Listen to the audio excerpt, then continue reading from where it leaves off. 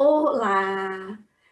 Hoje eu estou aqui com uma querida, que é a Amanda Dornelles, de Rio Branco, Acre. Olha que coisa mais linda!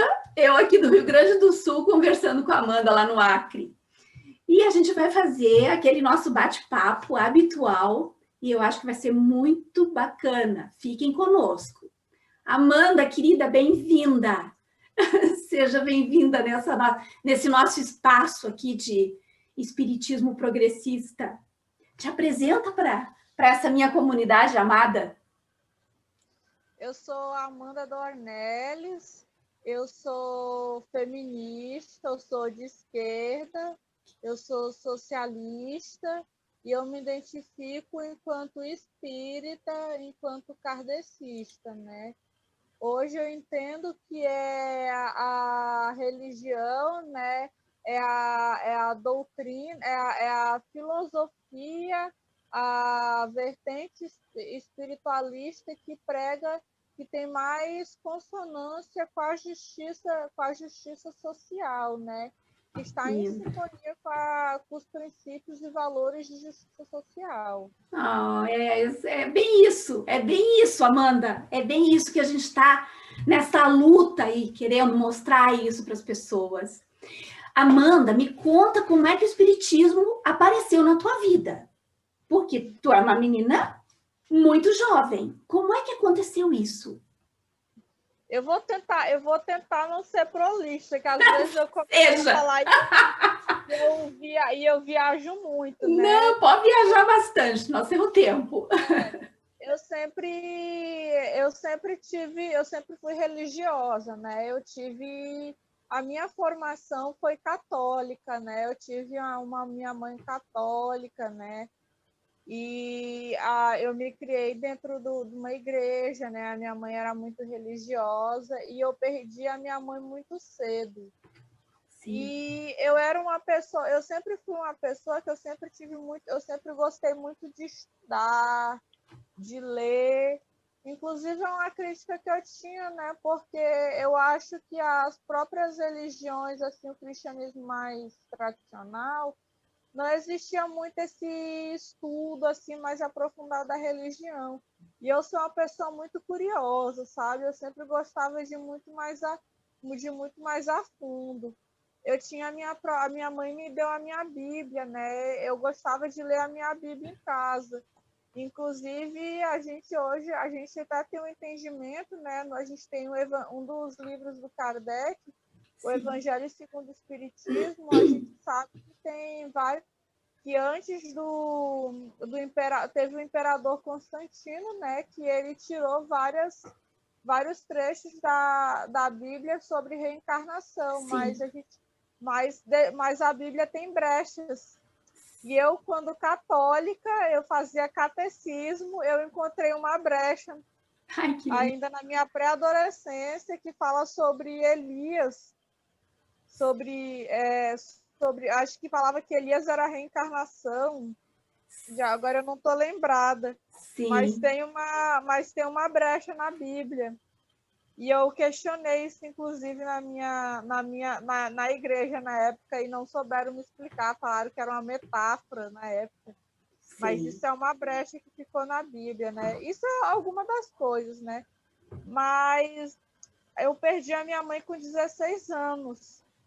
E a minha crença que eu tinha na época não foi uma coisa que não me confortou, né? Eu Sim. não vou dizer, não vou jogar, não vou descartar, dizer que o catolicismo é inútil, porque para muita gente ele é uma sustentação, né? Ele é um conforto. E eu digo que Deus ele se manifesta, ele tem várias formas de se manifestar. E o espiritismo ele tem essa coisa que é uma vertente que ele não é uma vertente filosófica e espiritual que não prega a intolerância, né? Que faz a gente compreender que tem várias formas de você se manifestar e compreender o plano espiritual, né?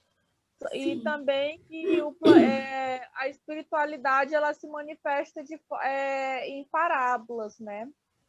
Só que, para mim, a crença que eu tinha, ela não deu o suporte que eu precisava quando a minha mãe faleceu. Para mim, Sim. não, eu fiquei muito revoltada, desacreditada, né? Para mim, eu fiquei com muita raiva, com ódio. Como Isso assim a faz minha quanto mãe tempo, vai? Amanda? É porque eu não tinha o entendimento do que era o plano espiritual, né? Sim. Então eu passei muitos anos descrente. Eu cheguei a um tempo assim que eu quase cheguei a cair no ateísmo, né? Sim. De e eu tinha aquele medo de, poxa, se eu não acreditar em nada, eu sou errada, eu sou pecadora, eu vou arder no Oh. fogo do inferno. Tadinha, Aí querida. até que uma vez eu escrevi um pouco sobre. É porque eu falo muito sobre a questão da morte da minha mãe, porque isso tem muito a ver Quando foi, Amanda, que com ela a faleceu? minha. Quando Foi em foi? 2011. Ah, faz pouco Em tempo aí. 2011 eu tinha 16 anos e a minha mãe tinha 47. Novinha, Mas é né? porque a minha mãe é a pessoa mais importante para mim, né? A minha mãe é a pessoa Querida. mais importante da minha vida. Então, isso foi uma virada na minha vida que eu, de alguma forma ou de outra, eu queria entender o significado da morte. A morte, o desencarne passou a ser algo central na minha vida. A compreensão do que significava, o que é a vida após a morte. E não tinha como fugir daquilo ali, sabe? Porque a gente acha que não falar da vida após a morte, falar de morte é um tabu. A gente não Sim. é educado para lidar com isso. A gente acha que falar de morte é falar de coisa ruim, é fugir. E a gente não se educa e nem educa as crianças, as pessoas. Então, Uhum. a gente não tem maturidade para lidar com isso. E quando eu conheci na época, né, eu escrevi um livro, eu escrevi um texto sobre a morte da minha mãe, e na época eu fui aconselhada a conhecer uma casa espírita. Só que foi de um contexto assim bem sensacionalista, né? Falaram assim que eu ia pedir uma carta, eu ia receber notícias da minha mãe, sabe? Uhum. Aquela coisa assim bem sensacionalista sobre o que é o espiritismo, de que na casa Sim. espírita se invoca mortos e aquelas coisas, sabe? Aí quando eu cheguei lá, me explicaram em forma assim meio parábolas para eu entender que é um telefone, só que a gente só recebe ligação, e que se a sua mãe não aparece para você, é porque não tem necessidade. Aí eu fui entender os graus de mediunidade. Aí a primeira recomendação que eu tive foi que eu comprasse o livro dos Espíritos para ler em casa, né? E foi Sim. esse livro que eu comprei na época, e que é muito barato. Aí me explicaram que os livros espíritas, eles são bem baratos, porque a mediunidade, ela é um dom que você não pode usar para lucrar. Uhum. Ela é um dom, a mediunidade ela tá a serviço de fazer o bem para as pessoas, né? Ela é Sim. uma missão que Sim. você tem que Isso é você um tem que só se princípio repassar. básico, exatamente, um princípio básico do espiritismo. Não cobrar a mediunidade. Eu comprei assim bem barato, tá? Acho que foi uns R$ 15 esse livro, né? E é um livro Sim. assim grande, né? Tem bastante conteúdo. E o que me impressionou foi o didatismo, né? Que é uma leitura assim que é Sim. muito fácil e cativante, é perguntas e respostas.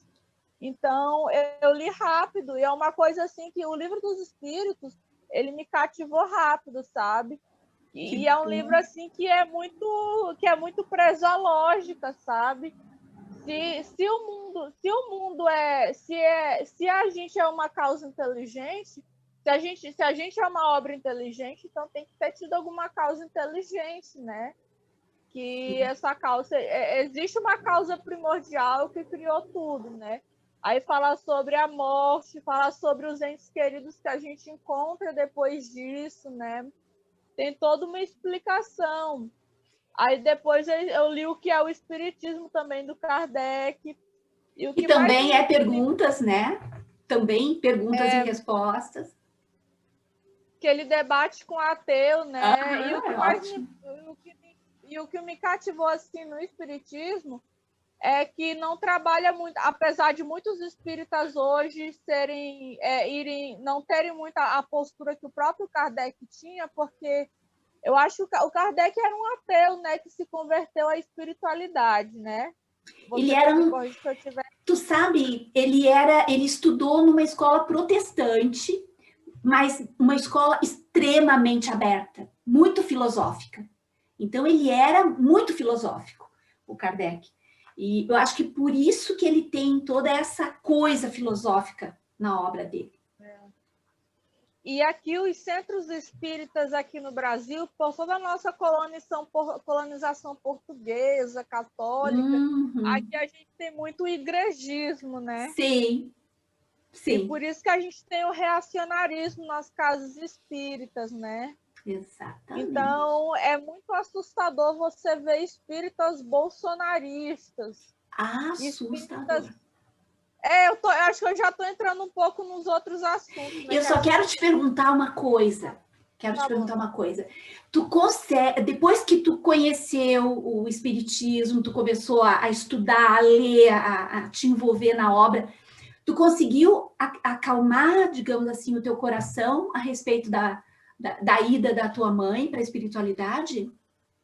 Bastante, isso foi uma ajuda, isso me ajudou tanto, sabe?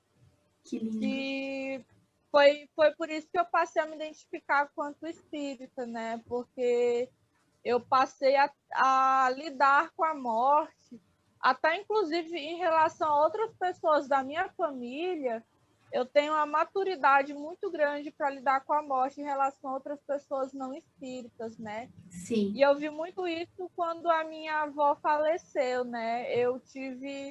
Inclusive, eu já tinha me afastado, eu me afastei da casa espírita que eu estava frequentando, né, na época, por algumas discordâncias mesmo. Eu comecei a me envolver com outros projetos, aí eu me afastei, eu não estava mais tão orgânica, né, na casa espírita. Mas, mesmo assim, quando a minha avó faleceu, faltava uma semana para minha avó falecer, minha avó estava desenganada, eu sentia aquilo ali. Eu lembro que uma tia minha, esposa do meu tio, ela disse que tinha recebido a notícia de um médium, né? E disse que era para a gente ter paciência, ter calma, que a minha avó ia fazer a transição.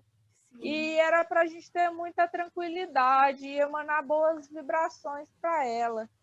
E eu meio que eu tive um flash, meio que eu tive uma sensação de déjà vu, porque eu já tinha vivenciado aquilo ali com a minha mãe. Eu tive mais tranquilidade para lidar com a situação, porque eu já tinha perdido a minha mãe. A minha avó ia perder, eu sabia que a minha avó ia fazer a transição. Na época eu morava com a minha avó lá. Ah, em Santa Maria. Então, em Santa Uhum. Maria. Aí eu tentei ser mais tranquila, assim. É claro que eu estava muito mal por dentro, mas eu tentei só pensar na minha avó ficar bem para fazer a transição dela para o plano espiritual. Oh, que lindo isso. Eu tentei me Maduro focar. isso, Amanda. Foi como assim mesmo, aí que eu vi que a espiritualidade, o espiritismo, ele me deu esse suporte, porque mesmo eu não estando frequentando a casa espírita na Uhum. época, eu estando afastada, mas nessa época eu me conectei com os meus aprendizados do espiritismo para me dar força nesse momento, Que que foram lindo muito isso. importantes para E mim. agora eu quero te perguntar como foi que apareceu na tua vida os espíritas progressistas? Porque eu sei, tu ainda faz parte do Sejus Uhum. e a gente meio que teve o primeiro contato lá, através do Sejus, né? Conta para mim, para nós aqui, como é que aconteceu? Assim, né? Eu me assustei muito porque eu vejo que tem muito o espiritismo, existe um atrito na maioria dos espíritas orgânicos com o feminismo. Isso Nem foi me que me fale, é, nem me fale, sim.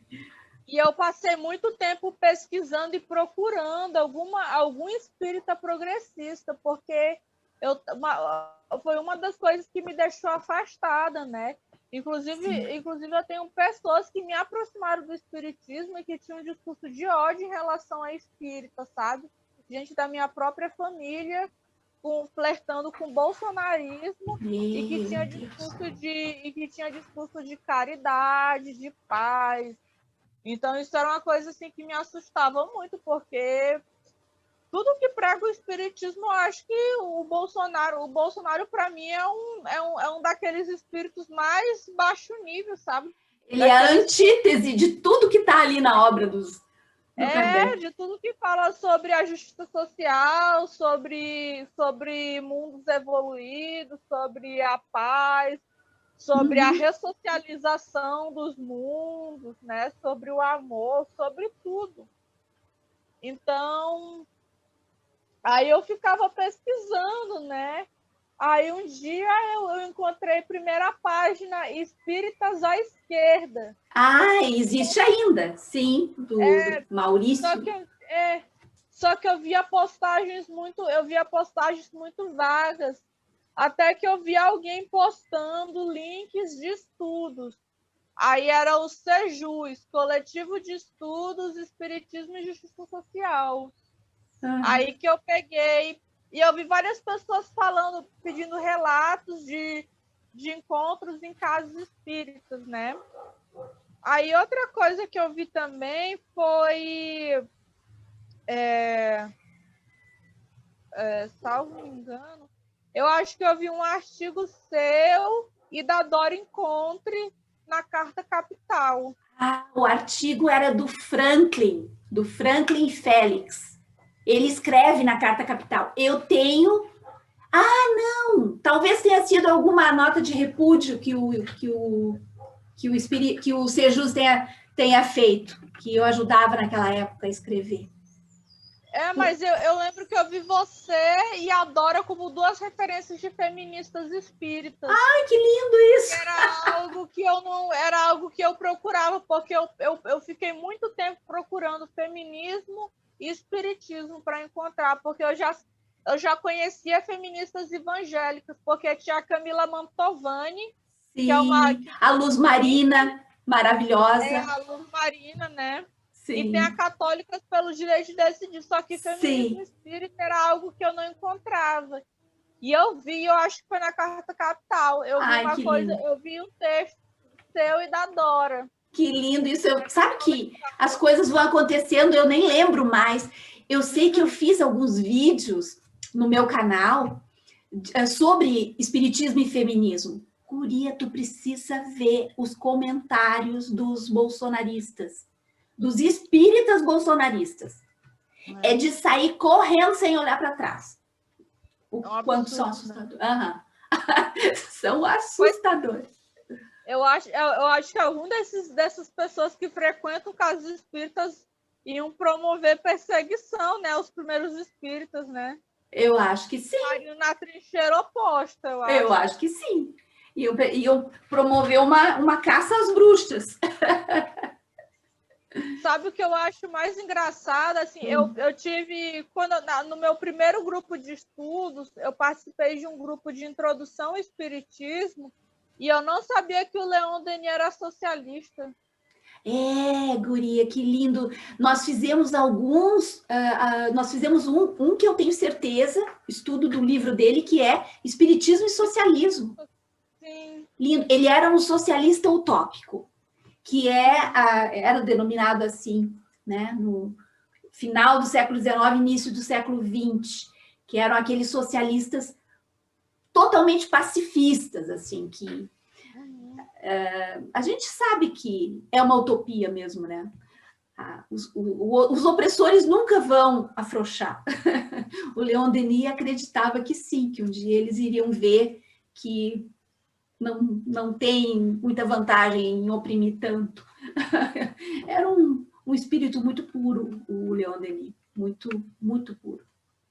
Eu quero ainda, assim, porque é tanta coisa, né? Eu quero tirar mais um tempo para estudar, porque assim acaba a vida tão agitada que é tanta coisa para fazer, mas eu quero tirar um tempo para ler o Herculano também. Tem um livro que eu quero eu quero conseguir parar para ler O Espírito e o Tempo, do Herculano Pires. Sim, esse livro é maravilhoso. E ele tem uma tese que ele fez a respeito da questão mesmo da sociedade socialista, que é muito bonito, que é o Reino. Vale a pena também, é bem curtinho. Esse vale a pena. O Jorge Amado também, né? Era espírita. O Jorge Amado, eu acho que... Eu não tinha certeza se ele era espírita ou se ele era candomblessista. Se ele era do candomblé. Vou dar mas eu acho que ele era espírita. Oh, que lindo isso, né? É tão bonito a gente começar a encontrar as pessoas, né, Amanda? A gente olha assim, nossa, eu não sabia que esse era espírita. Tu te lembra do governo da Dilma, o ministro da Saúde da Dilma, o Arthur Quioro? O cara é espírita, o cara é um baita pesquisador espírita. Coisa mais linda. Pesquisador sobre mediunidade e tudo mais. A mãe do Haddad também, né? A mãe do Haddad também. O Haddad foi criado dentro da questão espírita, né? Ele não é, digamos, um espírita praticante, mas ele foi criado na infância dele toda dentro desse... É muito lindo, né? Muito lindo. Olha, eu tenho quase certeza que a tua mãe anda contigo, viu, Amanda? Eu acho que sim. Acho que ela tá assim, tipo, te cuidando e te protegendo agora de uma outra dimensão, né? Tu agora pode se dizer assim que tu tá tranquila dentro desse caminho do espiritismo? Encontrou tua tribo? Sim. Ah, outra coisa, sabia que eu faço aniversário no mesmo dia que o Allan Kardec? Opa! Qual é o dia mesmo? 3 de outubro. 3 de outubro? Uau, guria! Olha que lindo isso! Somos 2 librianos. 2 librianos, exatamente. E Libra é um signo de ponderação, né? Que lindo isso, que lindo. Social. Exatamente. Eu tinha uma amiga que já desencarnou também, ela desencarnou bem cedo, e ela se dedicava a fazer esses estudos todos de signos e tal. Eu achava muito lindo, sabe? Muito bonito ver a questão. Eu fico muito feliz, Amanda, de saber que tem pessoas assim como tu agora no nosso caminho, porque tu é jovem, né? E eu acho que tu representa, tu e todos os da tua geração, representa a continuidade disso, entende? E tu tem mais amigos jovens que também são espíritas, ou tu é o peixinho, o peixinho fora d'água nessa situação? Eu tenho amigos espiritualistas, né? Eu tenho alguns amigos próximos do espiritismo. Sim. Eu tenho uma amiga feminista, que ela é feminista e progressista, é espírita também. Ai, que lindo! Feminista, que maravilha! Que maravilha! Manda um beijo para ela. A gente precisa se unir. As espíritas feministas precisam se unir muito. Sim. Né?